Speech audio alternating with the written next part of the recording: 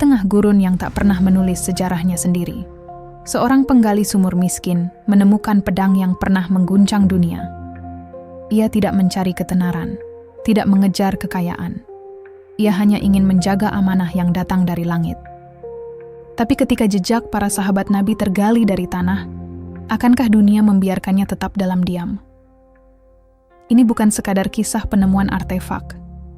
Ini adalah perjalanan spiritual tentang keikhlasan, pengorbanan, dan sejarah yang memilih penjaganya sendiri. Mentari pagi menembus celah langit Wadi Jibril, sebuah desa kecil yang hampir terlupakan di peta dunia. Angin gurun menyapu lembut butiran pasir yang beterbangan, meninggalkan jejak samar di permukaan tanah kering yang retak-retak. Di sanalah Yasir mengayunkan cangkulnya.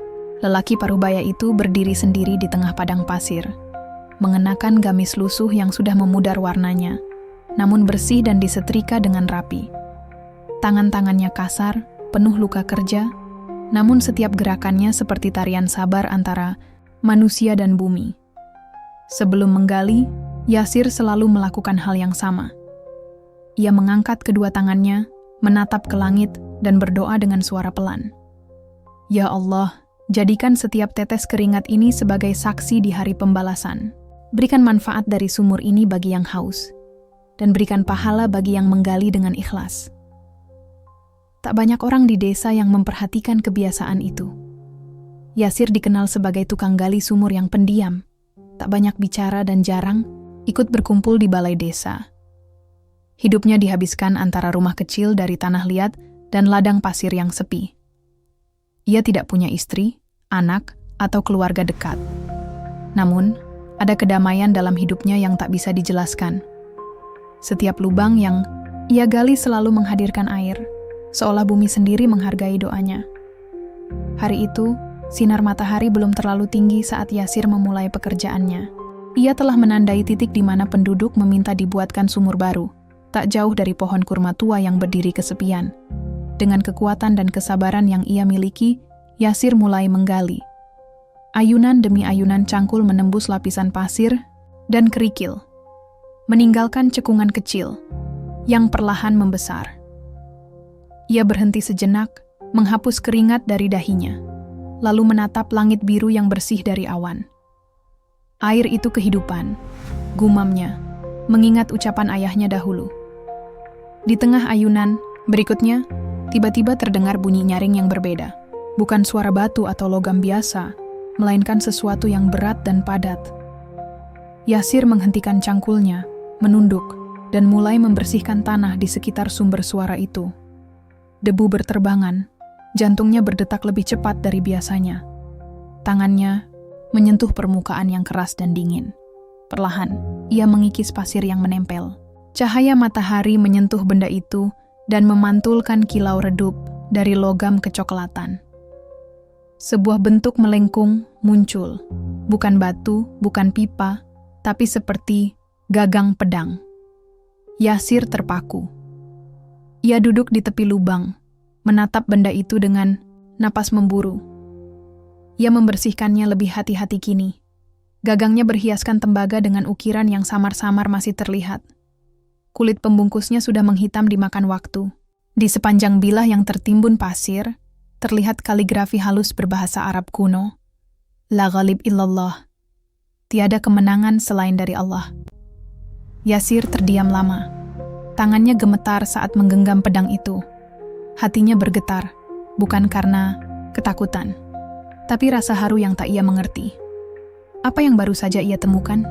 Ia tak tahu pasti, tapi sesuatu dalam dirinya mengatakan bahwa ini bukan sekadar benda tua. Ada jejak sejarah yang hidup di bawah tanah, dan entah mengapa, Allah memilih tangannya untuk menggali dan menemukannya. Dengan penuh kehati-hatian, ia meletakkan pedang itu ke samping, lalu menggali lebih dalam. Ia menemukan sebuah kantong kulit kecil, lapuk, dan mulai robek di sudut-sudutnya. Di dalamnya, terselip potongan kain merah tua yang sudah kusam, serta gulungan perkamen rapuh yang hampir hancur jika disentuh sembarangan. Yasir memejamkan mata, menunduk, dan berbisik lirih. Ya Allah, apakah ini yang Engkau ingin aku temukan? Gurun kembali hening. Namun, di dalam hati Yasir, suara gema masa lalu mulai menyusup pelan-pelan, membawa angin dari abad yang telah lama lewat, dan menghidupkan kembali jejak para pejuang yang dulu pernah menapaki tanah yang sama. Angin gurun kembali bertiup, membawa aroma debu dan kenangan yang tak terlihat. Yasir menatap benda-benda di hadapannya. Pedang berkaligrafi, potongan kain merah tua, dan gulungan perkamen yang nyaris rapuh oleh waktu. Tangannya masih gemetar, bukan karena takut, tapi karena semacam kekaguman suci yang sulit dijelaskan dengan kata-kata. Ia duduk di bibir lubang sumur, memandangi pedang itu seolah sedang membaca kitab yang tak bersuara. Ada getaran dalam dadanya, seperti bisikan dari masa lalu yang perlahan menguak tabir rahasia. La ghalib illallah, gumamnya lirih, mengulang ukiran di bilah pedang itu. Kalimat itu menggetarkan hatinya lebih dari sekadar tulisan. Seolah ia sedang duduk di tengah padang pasir lain, di zaman lain, di tengah deru kuda, dan pekik takbir, perang. Hatinya ingin menyangkal, tapi ruhnya tak bisa bohong. Ini bukan benda biasa. Malam mulai turun perlahan di atas Wadi Jibril, namun Yasir belum beranjak. Ia membersihkan kantong kulit itu lebih lanjut. Saat ia membuka gulungan perkamen dengan hati-hati, sebagian hurufnya sudah hilang, tapi satu nama tertulis jelas, Zubair bin Awwam. Yasir terkesiap. Nama itu bukan nama asing. Itu adalah nama salah satu sahabat Nabi Muhammad SAW, seorang panglima besar yang terkenal karena keberaniannya di medan perang. Yasir menatap langit yang kini mulai dihiasi bintang. Ya Allah, apakah ini milik beliau? Tanyanya dalam hati. Namun ia segera sadar, bukan wewenangnya untuk menafsirkan terlalu jauh. Tapi bila benar, maka ini bukan sekadar penemuan arkeologi. Ini adalah lembar sejarah hidup yang baru saja diangkat kembali dari perut bumi. Keesokan harinya, Yasir membungkus benda-benda itu dengan kain putih bersih dan menuju masjid desa. Langkahnya perlahan, namun pasti. Penduduk desa yang melihatnya hanya mengangguk sambil tersenyum ramah. Tak ada yang tahu apa yang sedang ia bawa. Masjid itu kecil, namun menjadi jantung kehidupan Wadi Jibril. Imamnya, Syekh Harun, adalah lelaki sepuh dengan janggut putih dan mata yang tajam namun penuh kasih. Yasir menunggu sampai Syekh Harun selesai sholat duha, lalu mendekat pelan. "Syekh, aku menemukan sesuatu," katanya pelan. Imam itu mengangguk, dan Yasir membuka bungkusan kainnya perlahan. Pedang itu terlihat utuh meski usang. Kaligrafinya bersinar samar diterpa cahaya pagi yang masuk dari jendela kecil masjid. Sang imam memandang benda itu lama, lalu menyentuh kaligrafi dengan ujung jarinya. Ketika Yasir menunjukkan perkamen dan menyebut nama Zubair bin Awwam, wajah sang imam berubah pucat. Matanya mulai berkaca-kaca. Astagfirullah, ini bisa jadi peninggalan asli dari perang Khandak. Bisiknya nyaris tak terdengar. Yasir menunduk, menunggu penjelasan lebih lanjut. Imam Harun menghela napas panjang, lalu duduk bersila dan mulai bercerita. Perang Khandak. Parit itu digali oleh tangan para sahabat sendiri. Zubair bin Awwam adalah salah satu panglima yang langsung turun tangan. Bila benar ini miliknya, maka pedang ini telah menyaksikan takbir dan darah dalam satu waktu. Yasir diam, dadanya bergemuruh. Tak ia sangka, lubang sumur yang ia gali dengan niat sederhana telah membuka pintu masa lalu yang tak ternilai. Sang imam melanjutkan, "Ini harus dijaga. Dunia harus tahu bahwa sejarah Islam belum mati, hanya tertidur. Dan engkau, Yasir, mungkin engkau yang ditunjuk untuk membangunkannya." Di luar, burung-burung kecil mulai bernyanyi di antara dahan kurma. Hari itu, Wadi Jibril tetap sunyi, seperti biasa. Namun di dalam masjid kecil itu, sebuah kisah besar telah terbangkitkan kembali, digali bukan oleh tangan sejarawan, tapi oleh seorang muslim biasa yang tak pernah berhenti berdoa sebelum bekerja. Syekh Harun mengamati Yasir dengan mata yang menyiratkan lebih dari sekadar kekaguman. Ada semacam harapan, juga kegelisahan.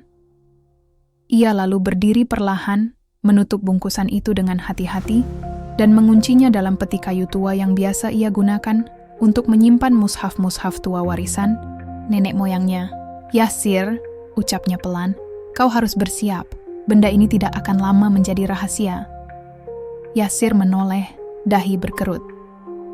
"Maksud Syekh?" Syekh Harun mengangguk pelan. "Di zaman ini, berita seperti ini menyebar seperti api di padang, kering. Jika satu orang tahu, maka esok harinya akan 1000 yang datang. Ilmuwan, wartawan, bahkan orang-orang yang hanya mengejar dunia." Yasir terdiam.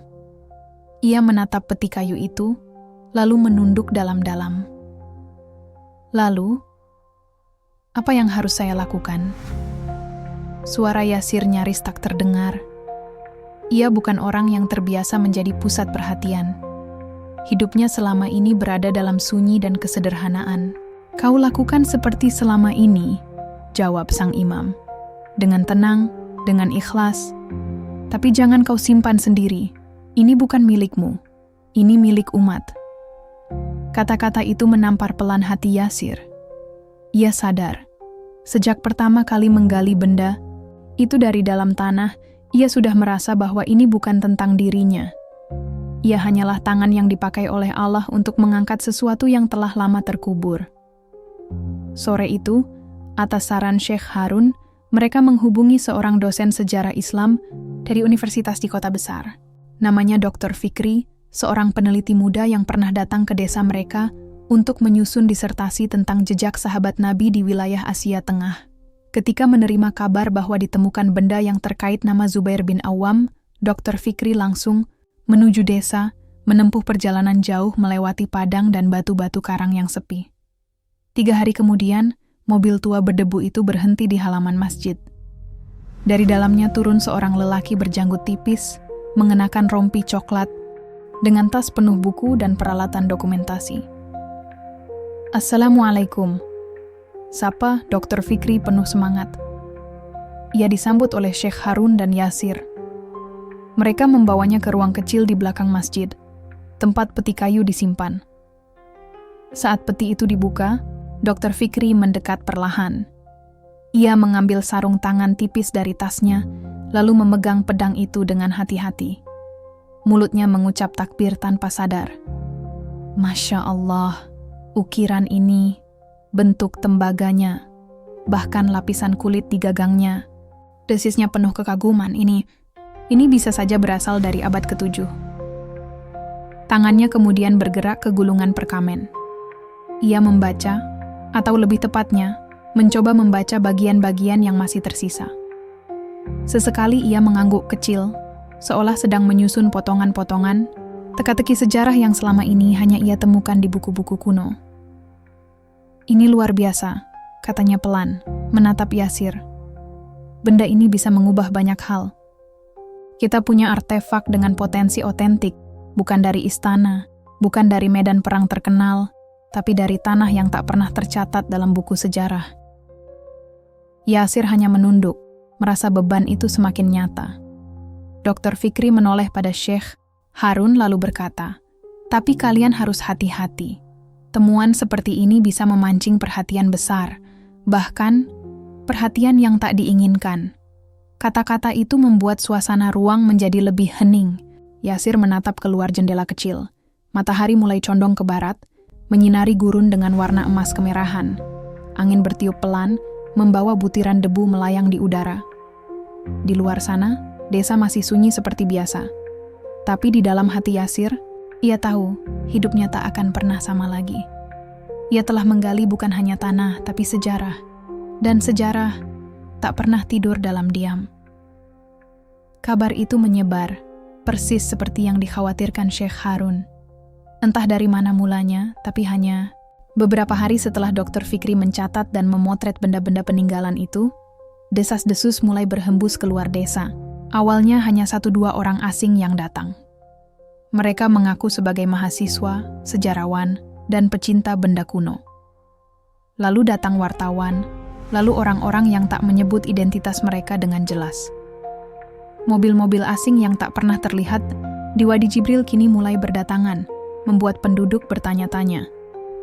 "Apa yang sebenarnya terjadi, Yasir?" tanya seseorang di warung kecil. Yasir hanya mengangguk sopan dan menjawab pelan. Saya hanya menggali sumur. Tapi semua orang tahu, ada sesuatu yang lebih besar yang sedang terjadi. Rumah Yasir, yang dulu sunyi seperti kubah malam, kini tak pernah sepi dari ketukan pintu dan sapaan asing. Sebagian datang dengan hormat, membawa pertanyaan dan kekaguman. Tapi tak sedikit yang datang dengan senyum penuh maksud, membawa tawaran uang, bahkan ancaman samar. Benda itu harusnya milik negara, kata salah satu pria berpakaian necis suatu sore. Kau tak berhak menyimpannya. Yasir menatapnya tanpa gentar. Saya tidak menyimpannya. Saya menjaganya. Dan saya bukan siapa-siapa yang ingin memilikinya.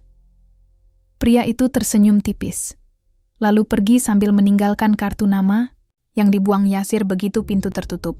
Di sisi lain, Syekh Harun mulai mendapat tekanan dari luar. Ada surat dari kota, dari pejabat-pejabat yang mengaku ingin mengamankan peninggalan sejarah. Mereka bicara soal prosedur, undang-undang, hak warisan budaya. Tapi di mata sang imam, mereka hanya melihat benda, bukan nilai. Yasir, katanya suatu malam, kau harus membuat keputusan. Kau tak bisa membiarkan benda ini tinggal di sini selamanya. Yasir hanya menatap lantai, diam. Ia tahu Syekh Harun benar. Wadi Jibril bukan tempat bagi sejarah sebesar ini untuk terus bersembunyi. Tapi ia juga tahu, menyerahkan begitu saja ke tangan yang salah adalah mengkhianati amanah yang ia rasakan sejak hari pertama menggali. Beberapa hari setelahnya, Dr. Fikri kembali. Kali ini dengan wajah lebih cemas. Ia membawa kabar dari luar. Foto pedang itu telah bocor di forum-forum internasional. Ada sekelompok kolektor artefak yang diduga menyewa orang untuk mencari benda itu. Mereka tidak peduli apakah benda itu asli atau tidak, ujar Fikri. Yang mereka pedulikan hanya memiliki sesuatu yang tak dimiliki orang lain. Yasir menatap pedang itu, yang kini sudah tersimpan dalam tabung kaca sederhana di ruang belakang masjid. Cahaya senja menimpa permukaan logamnya, menampakkan kembali ukiran kaligrafi itu. La ghalib illallah. Hatinya terasa berat. Seolah pedang itu berbicara dalam diamnya. Bukan hanya tentang perang yang pernah ia saksikan berabad lalu, tapi juga tentang amanah, kehormatan, dan kebenaran. Malam itu, Yasir tidak tidur. Ia duduk di teras rumahnya, menatap langit yang bertabur bintang. Suara gurun mengalun lembut, seolah mengingatkan bahwa segala yang besar selalu tumbuh dari tempat sunyi. Di tengah diamnya, ia kembali berdoa. Tapi kali ini bukan untuk air, bukan untuk sumur, melainkan untuk kekuatan menjaga nilai dari apa yang telah ia temukan. Sebab ia tahu, ujian terberat bukan saat menggali, tapi saat mempertahankan niat dari godaan dunia. Dan dari kejauhan, suara langkah asing makin sering terdengar. Riak kecil di gurun Wadi Jibril telah berubah menjadi gelombang yang tak bisa dihindari. Wadi Jibril bukan lagi desa yang tenang. Di antara gemuruh angin gurun dan langkah-langkah kaki asing, Yasir merasa seperti tengah berdiri di antara dua dunia. Satu yang suci dan senyap, satu lagi yang bising dan penuh nafsu kepemilikan. Para pendatang datang silih berganti. Ada yang berpura-pura ingin belajar sejarah. Ada yang terang-terangan menawarkan uang dalam jumlah yang bahkan tak pernah dibayangkan Yasir sepanjang hidupnya. Kami akan membayar $100.000 hanya untuk pedangnya saja. Ujar seorang lelaki Turki bertubuh besar, mengenakan jas mahal dengan cincin mencolok di jarinya. Belum termasuk perkamen dan kain merah itu. Jika kau mau menandatangani surat ini malam ini juga, uangnya langsung cair. Yasir hanya menatapnya, lalu menggeleng. Bukan karena ia tidak tergoda, tapi karena setiap kali suara dunia membisiki telinganya, hatinya selalu mengingat wajah bercahaya dari mimpi itu. Sosok bersorban putih yang berkata, "Engkau telah menjaga amanah sejarah." Ia tak ingin merusaknya. Lelaki Turki itu berdiri, kecewa. "Kau bodoh," gumamnya sebelum keluar. Tapi Yasir tetap duduk tenang. Bukan karena ia kuat, tapi karena ia takut. Takut kepada yang lebih besar dari manusia. Takut mengkhianati sesuatu yang bukan miliknya. Syekh Harun menyaksikan semua itu dengan mata yang semakin redup. Usianya tak muda, dan tubuhnya mulai melemah. "Yasir," katanya saat malam menyelimuti desa. "Aku tahu ini berat, tapi aku ingin kau tahu, orang seperti kau, yang tak pernah belajar sejarah secara akademis, yang tak punya gelar atau kedudukan, justru seringkali dipilih untuk menjaga warisan suci, karena hati yang sederhana lebih kuat daripada pikiran yang penuh ambisi." Kata-kata itu menenangkan Yasir, namun juga memberatkan. Ia sadar, semakin lama benda-benda itu disimpan, semakin banyak mata yang mengincarnya. Maka pada suatu pagi, di antara azan subuh dan mentari pertama, Yasir membuat keputusan. Ia menemui Dr. Fikri yang sedang menginap di rumah warga. "Aku ingin menyerahkannya," kata Yasir, "ke tempat yang bisa merawatnya, tapi bukan kepada pemerintah, bukan kepada pemburu harta, bukan pada kolektor. Aku ingin ia berada di tangan orang yang mencintai sejarah, bukan menjualnya." Dr. Fikri terdiam, lalu tersenyum. "Aku tahu tempat itu," jawabnya. "Museum Islam Internasional di Istanbul. Mereka bukan hanya menyimpan sejarah, tapi juga merawatnya seperti jiwa mereka sendiri." Yasir mengangguk. Di matanya, itu bukan akhir dari kisah ini, melainkan awal dari amanah yang lebih besar. Namun keputusan itu tak diterima semua pihak. Saat kabar mulai terdengar bahwa Yasir akan membawa peninggalan itu ke luar negeri, beberapa orang dari luar desa mulai mengamuk. Ada yang menyebarkan fitnah bahwa Yasir menjual warisan umat demi keuntungan pribadi. "Dia bukan siapa-siapa," kata mereka. "Kenapa harus dia yang menentukan nasib benda itu?" Bahkan sebagian warga desa mulai bimbang. "Yasir akan membawa harta itu pergi," gumam mereka. "Dan kita tak akan melihatnya lagi." Tapi Yasir tak membalas. Ia hanya melanjutkan hari-harinya seperti biasa, menggali, menyapu, membantu tetangga yang sakit. Diam, seperti pasir yang terus menyimpan rahasia gurun. Hingga suatu malam, ketika desa telah tidur dan angin dingin menyusup lewat jendela, rumah Yasir dilempari batu. Sebuah kertas tergulung dilemparkan ke terasnya. Isinya singkat, "Jangan anggap kami tidak melihat. Hati-hati jika kau pergi." Yasir memungut kertas itu, menatapnya tanpa emosi. Ia menyalakan lampu minyak di kamarnya, menatap pedang dalam tabung kacanya sekali lagi.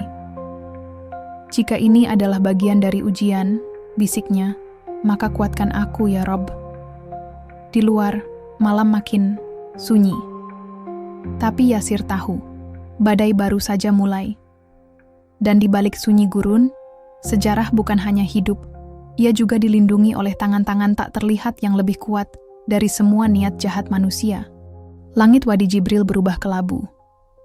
Bukan karena mendung, karena gurun jarang sekali menangis, melainkan karena beban yang makin hari makin terasa di dada Yasir. Benda-benda suci itu kini tak lagi seperti temuan berharga, tapi telah berubah menjadi beban sejarah yang memberatkan pundaknya. Sejak ancaman datang malam itu, Yasir memperketat penjagaan. Ia tidak tidur seperti biasa. Hanya berbaring beberapa jam dengan cangkul di sisi, telinganya peka terhadap tiap suara di luar jendela. Kadang terdengar desiran halus langkah, kadang suara ranting dipatahkan secara sengaja.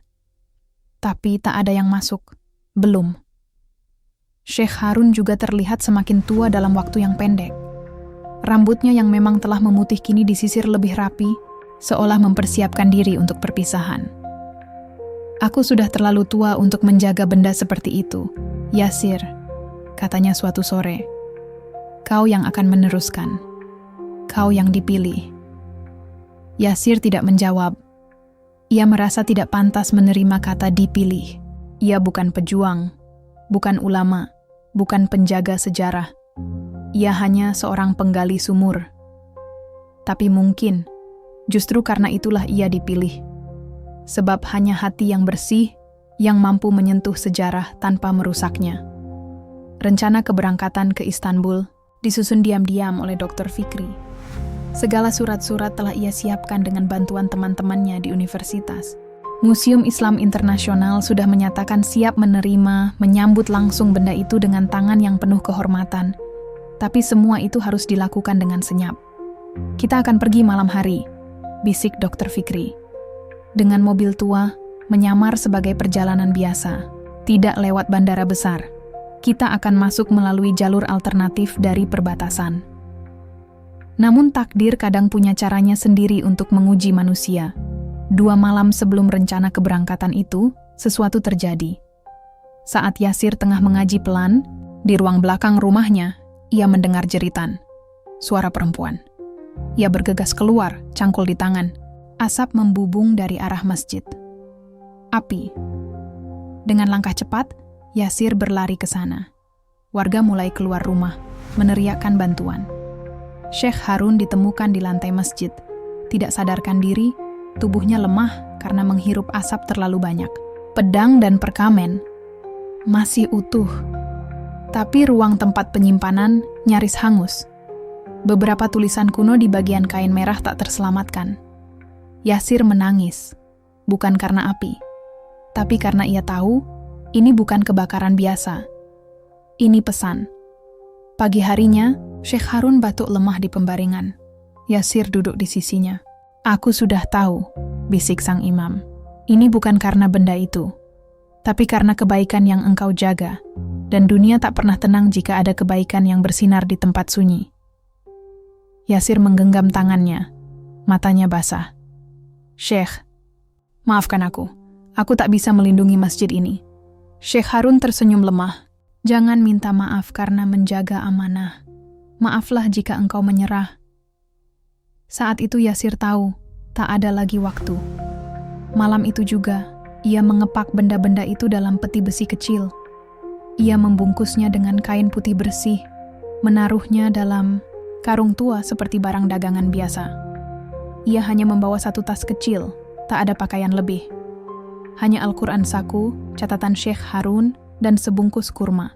"Bukan harta yang kita jaga," bisiknya pada dirinya sendiri, "tapi cahaya." Di luar rumah, angin gurun mulai bertiup kencang, seolah merestui perjalanan yang akan dimulai dalam gelap. Namun Yasir tahu, tidak semua perjalanan harus dituntun. Cahaya. Kadang, justru dalam gelap, keimanan diuji paling keras. Dan malam itu, Wadi Jibril kembali sunyi.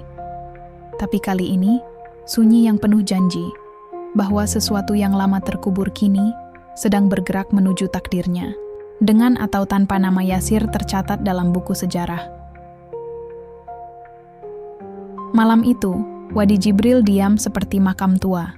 Tak ada suara kecuali desiran pasir yang terseret angin. Yasir melangkah pelan menuju sebuah mobil tua berwarna coklat kusam yang diparkir di belakang rumah seorang pedagang kurma. Di dalamnya sudah menunggu Dr. Fikri, dengan mata gelisah dan tangan yang tak berhenti menggenggam tas hitam berisi dokumen perjalanan. Tanpa kata, Yasir masuk dan duduk di kursi penumpang. Karung berisi peti kecil diletakkan di belakang, ditutupi terpal dan beberapa ikat sayuran agar terlihat seperti barang dagangan biasa. Mobil pun melaju pelan, menembus malam gurun yang gelap dan dingin. Jalanan yang mereka lalui bukan jalur utama. Itu adalah rute bekas konvoi logistik lama, yang kini jarang dilalui, berkelok di antara bukit pasir dan batu-batu cadas. Sesekali, cahaya lampu kendaraan mereka memantul pada mata hewan, malam yang mengintai dari kejauhan. "Apa kau yakin dengan semua ini?" tanya Fikri lirih, memecah kesunyian. Yasir menatap keluar jendela. "Aku tidak yakin pada dunia, tapi aku yakin pada niatku." Fikri mengangguk. "Kita akan bertemu orangku di titik penghubung sekitar 2 jam lagi. Setelah itu, kau akan pindah ke kendaraan lain. Mereka yang akan membawamu melintasi perbatasan." Yasir tak bertanya apa-apa. Ia hanya menunduk, berdoa dalam hati. Perjalanan itu bukan sekadar perpindahan lokasi, tapi perpisahan. Ia meninggalkan Wadi Jibril, desa yang selama ini menjadi rumah, tempat ia lahir, hidup, menggali tanah demi air bagi orang lain. Ia tahu, mungkin ia tak akan kembali. Tapi ia juga tahu, tak semua orang ditakdirkan mati di tanah kelahiran. Beberapa dipanggil untuk membawa amanah lebih jauh, bahkan jika itu berarti menghilang tanpa jejak. Di tengah perjalanan, mereka melewati pos pemantauan tak resmi. Beberapa pria bersenjata menghentikan kendaraan mereka. Mereka tidak berseragam militer, tapi jelas bukan orang biasa. "Kemana kalian pergi malam-malam begini?" tanya Salah, satu pria mencurigai isi mobil. Fikri menjawab santai, mengatakan mereka membawa hasil panen dan barang dari desa untuk pasar perbatasan. Tapi mata pria itu mengarah ke Yasir. "Kau bukan pedagang," katanya curiga. Yasir tersenyum tenang. "Saya hanya membantu. Tidak ada yang lebih berharga dari air dan buah di tengah gurun." Pria itu menatapnya lama, lalu tertawa kecil. "Hati-hati, banyak orang mencuri lebih dari sekadar air sekarang. Mereka dibiarkan lewat." Tapi Yasir tahu, pandangan itu akan terus menempel di punggung mereka. 2 jam kemudian, di tengah gurun yang tampak sama di segala arah, mereka bertemu dengan 2 kendaraan lain. Salah satunya jeep tua dengan plat luar negeri, dan satu lagi truk kecil bertuliskan distribusi amal. Di sanalah Yasir berpindah tangan. Fikri memeluknya cepat, seperti saudara yang tahu bahwa mungkin ini terakhir kalinya mereka bertemu. "Semoga Allah menjagamu. Jika sesuatu terjadi, ingat, sejarah tak selalu butuh saksi. Kadang, cukup satu niat tulus untuk mengubah segalanya." Yasir mengangguk, lalu naik ke dalam jeep yang sudah menunggu. Pengemudinya seorang pria berjanggut putih, tenang dan tak banyak bicara. Perjalanan dilanjutkan, kini menuju titik masuk perbatasan Turkmenistan, di mana mereka akan menyelinap melewati jalur distribusi bantuan kemanusiaan. Di dalam jeep, Yasir duduk bersama karung tua itu. Ia meletakkan tangannya di atasnya, menunduk, lalu berbisik, "Aku bukan pemilikmu. Aku hanya penumpang. Tapi jika Allah mengizinkan, aku ingin menyampaikanmu kepada tempat yang menghormatimu." Ia menatap langit dari jendela sempit jeep itu. Bintang-bintang begitu terang di atas langit gurun. Diam-diam, air matanya jatuh, bukan karena takut, tapi karena ia merasa, di malam itu, di tempat asing, bersama benda yang pernah disentuh oleh seorang sahabat Nabi, ia sedang berjalan mengikuti jejak yang lebih tua dari sejarah itu sendiri. Dan di kejauhan, samar-samar, seolah gurun berbisik, "La ghalib illallah." Tak ada kemenangan selain dari Allah. Udara Istanbul di musim gugur berbeda dari gurun. Dingin, namun tidak membakar. Langitnya mendung, seperti menyimpan kabut rindu dari zaman yang lampau. Di pelabuhan tua, Yasir turun dari kendaraan logistik yang membawanya melintasi 2 negara dan ribuan kilometer. Wajahnya lusuh, tubuhnya kurus, tapi matanya tetap menyala. Karung tua itu kini ia gendong sendiri. Tak ada seorang pun yang menyentuhnya, selain dirinya sejak malam keberangkatan. Ia merasa seperti membawa amanah ruhani, bukan sekadar benda. Seorang lelaki muda menjemputnya, berkemeja putih, berjaket hitam, fasih berbahasa Arab. Namanya Murad, perwakilan dari Museum Islam Internasional. "Kami telah menunggu Anda," ucapnya sopan. Tapi Yasir hanya tersenyum kaku. Ia tak pernah merasa seperti tamu istimewa. Ia hanya ingin menyampaikan apa yang bukan miliknya kepada tangan yang lebih pantas. Mereka melewati jalanan Istanbul yang dipenuhi sejarah. Kubah-kubah masjid menjulang, menara-menara memanggil dengan azan yang menyentuh jiwa. Yasir menatap Hagia Sophia saat mereka melintasi Selat Bosforus. Di benaknya, ia bertanya, berapa banyak jiwa yang pernah sujud di lantai bangunan itu, menangis dalam diam, menyampaikan doa-doa yang tak pernah sampai ke telinga manusia. Museum Islam itu bukan sekadar bangunan. Ia seperti makam sejarah yang hidup. Di dalamnya, benda-benda berusia ratusan tahun terawat dalam kaca, bersih, tenang, dan penuh hormat. Gulungan-gulungan mushaf kuno, jubah-jubah yang diyakini milik para khalifah, bahkan sehelai rambut yang diklaim milik Rasulullah, semua disimpan dengan kekhusyukan yang tak tergambarkan. Yasir berdiri di tengah ruangan utama saat peti besi dibuka. Di sana, benda-benda itu akhirnya diperlihatkan secara resmi. Pedang kecil Zubair bin Awam yang gagangnya menghitam, sepotong kain merah tua yang kini robek sebagian karena kebakaran, dan gulungan perkamen yang hampir tak bisa dibaca. namun menyisakan ukiran lembut kaligrafi kuno. Seorang kurator perempuan menangis saat melihatnya. Ini seperti potongan ruh yang kembali ke rumahnya, ucapnya pelan. Namun Yasir tidak bangga. Ia tidak mengangkat kepala. Ia justru menunduk, merasa kecil di antara jejak besar para pejuang zaman Rasulullah. Pihak museum kemudian menawarkannya sesuatu yang tak ia duga, penghargaan. Mereka ingin mengadakan seremoni internasional, menyebut namanya sebagai penemu benda bersejarah, bahkan membangun satu ruangan khusus dengan narasi tentang sang penggali sumur dari Wadi Jibril. Yasir menolak. "Aku tidak menemukan apapun," katanya. "Benda itu hanya menunjukkan dirinya. Aku hanya menggali tanah. Yang memilih aku bukan museum, bukan sejarah, tapi takdir. Dan jika nama harus ditulis, cukup tulis. Seorang muslim, sederhana yang mencintai amanah." Semua terdiam. Bahkan Murad, yang selama ini menjadi penerjemah dan penghubung, terhenyak. Di malam harinya, Yasir berjalan seorang diri menyusuri lorong batu menuju Masjid Biru. Ia duduk di bawah tiang tua, menghadap kiblat, dan sholat dengan linangan air mata. Saat sujud terakhirnya, ia merasa seperti sujud dalam ruang waktu, seolah Rasulullah sendiri sedang berdiri di depannya, mengimami sholat dengan diam yang menggetarkan. Saat ia keluar dari masjid, seorang lelaki tua dengan jubah putih menghampirinya. Wajahnya bersih, matanya tajam namun damai. Ia menepuk bahu Yasir dan berkata, "Kau tak hanya membawa pedang, kau membawa kembali kejujuran ke tengah dunia yang kehausan akan kebenaran." Yasir ingin bertanya siapa lelaki itu, tapi saat ia menoleh lagi, pria tersebut telah menghilang di antara kerumunan jamaah. Malam itu, Yasir menginap di penginapan sederhana tak jauh dari museum. Ia tidak merasa seperti orang besar. Ia merasa seperti pasir, kecil, namun menjadi jalan bagi langkah para pejuang. Dan untuk pertama kalinya sejak meninggalkan Wadi Jibril, ia tidur nyenyak. Bukan karena aman, tapi karena hatinya tahu. Ia telah menyampaikan titipan zaman. Amanah itu telah sampai. Kini, waktunya menunggu takdir yang berikutnya. Hari-hari di Istanbul berjalan lebih cepat daripada waktu di Wadi Jibril. Yasir tak terbiasa dengan kebisingan kota, namun ia belajar untuk berjalan di antara keramaian tanpa kehilangan arah jiwanya.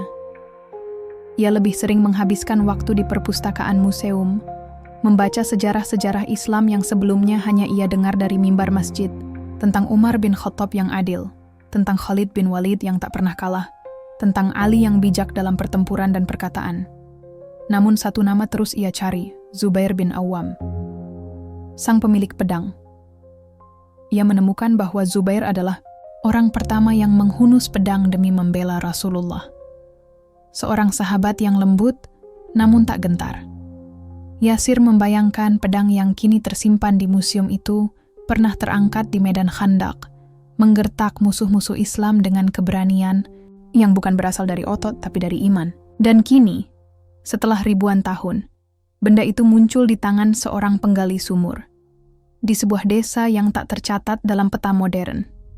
Kebetulan? Tidak. Yasir yakin, ini bukan tentang siapa yang layak, tapi siapa yang siap. Suatu sore, saat azan, asar menggema dari kejauhan, Yasir menerima sebuah surat. Dikirim dari Wadi Jibril. Tulisannya sederhana, dari seorang anak laki-laki yang dulu sering menimba air di sumur milik Yasir. "Paman Yasir, masjid sudah dibangun kembali. Imam Harun sembuh. Tapi semua orang rindu Paman. Mereka bilang, Paman tidak pergi. Paman hanya dititipkan kepada sejarah. Kapan pulang?" Yasir menggenggam surat itu erat. Ia duduk di bangku taman di belakang museum, memandangi langit Istanbul yang perlahan berubah jingga. Ia tahu, ia takkan pulang, bukan karena takut, tapi karena jiwanya telah menjadi bagian dari sesuatu yang lebih besar. Ia tidak lagi hanya milik desa itu. Ia milik zaman, milik pesan, milik jejak yang menghubungkan masa lalu dan masa depan. Di malam harinya, ia kembali bermimpi. Sama seperti malam pertama saat ia menemukan pedang itu. Tapi kali ini, ia berada di tengah gurun yang terang. Tak ada matahari, tak ada bulan. Tapi cahaya memenuhi segalanya. Di depannya berdiri sosok bersorban putih. Wajahnya tenang, suaranya lembut. Tapi auranya membuat tubuh Yasir gemetar. Engkau telah menyampaikan apa yang bukan milikmu. Engkau menjaga bukan harta, tapi kehormatan. Maka inilah bagian akhir dari perjalananmu. Yasir ingin bertanya, siapa engkau? Tapi sebelum lidahnya sempat bergerak, sosok itu tersenyum, lalu menghilang, meninggalkan Yasir berdiri di antara gurun yang tak lagi panas dan langit yang tak lagi jauh. Ia terbangun dengan tenang. Udara pagi Istanbul menyelimuti tubuhnya. Tak ada gejolak, tak ada tangis. Ia mengambil wudhu, lalu salat subuh seperti biasa. Pagi itu, para petugas museum menemukan Yasir tertidur di bangku taman. Tangannya menggenggam surat dari anak desa, dan Al-Quran saku terbuka di pangkuannya. Surat terakhir yang ia baca, surat Al-Mu'minun ayat 8. Dan orang-orang yang memelihara amanat-amanat yang dipikulnya dan janjinya. Ia pergi dalam damai, tidak terkenal, tidak dikawal, tidak dipuja, tapi namanya kini dicatat, bukan dalam buku sejarah, melainkan di hati para penjaga amanah di masa depan. Di ruang museum itu, pada akhirnya, dibangun satu sudut khusus. Bukan untuk pedang, bukan untuk kain, tapi untuk satu karung tua yang dipajang dalam kaca. Di bawahnya tertulis, "Karung, ini membawa warisan besar, tapi orang yang memanggulnya membawa iman yang lebih besar lagi. Dan jika kau datang ke museum itu suatu hari nanti, di pojok ruang yang sunyi, kau bisa membaca satu kalimat di dinding yang diukir dengan tinta emas. Tak semua pahlawan membawa senjata. Ada yang hanya membawa doa, cangkul, dan niat yang tidak pernah ingin dikenal.